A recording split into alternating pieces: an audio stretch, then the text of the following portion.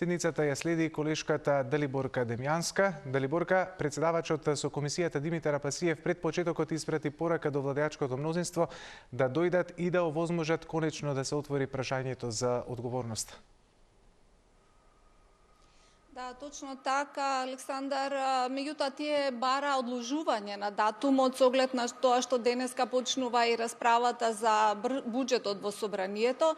Меѓутоа, Апасиев не излезе во пресрет на ова барање и остана на овој датум. Сепак, сите се појавија. Во постојаната анкетна комисија утрово дојде и председателката Гордана Силјановска-Давкова, дојде и премиерот Христијан Мицкоски, председателот на собранието Африм Гаши, подпредседателите на собранието, поголемиот број на пратениците од пратеничките групи и, како што кажа веќе и ти, родителите на загинатите деца.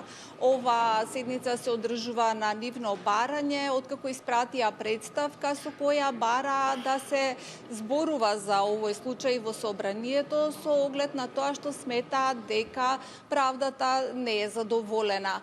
И денеска во првичното обраќање на една од родителите на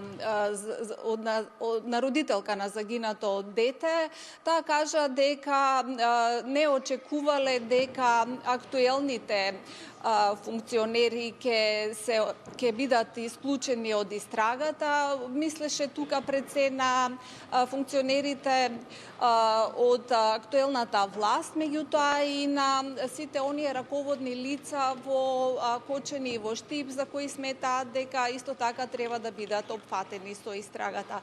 Предлагам да чуеме дел од низиното обраќање. Оваа трагедија не е само поради едно погрешно запалена искра, туку последица на системска пропустливост која го загрозува најосновното право – правото на живот, безбедност и праведност.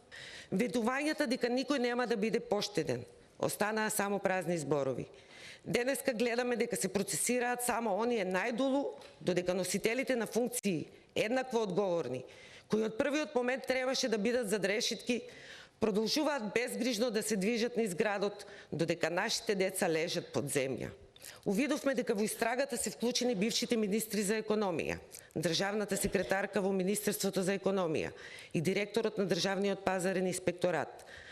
Несватливо ни е поради кои причини во истрагата не се вклучени и актуелните функционери на истите позиции, како и бившите и сегашните функционери од сите надлежни институции за издавање на дозволи, согласности, одобренија и надзор за дискотеката Пулс.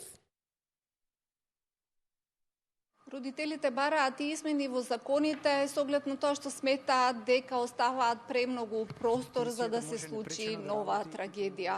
Инаку оваа седница почна со едноминутно молчење за загинатите. Таа нема можност да врши истражни действија, меѓутоа незините заклучоци може да бидат основа за барање на политичка одговорност. Се очекува овде да имаат обраќања и председателката, премиерот, и сите оние кои што ќе посакаат да се обратат пред јавноста. Александар? Далиборка, ти благодарам за извештајот во ова вклучување во вестите. Секако повеќе информации очекуваме веќе во следното информативно издание.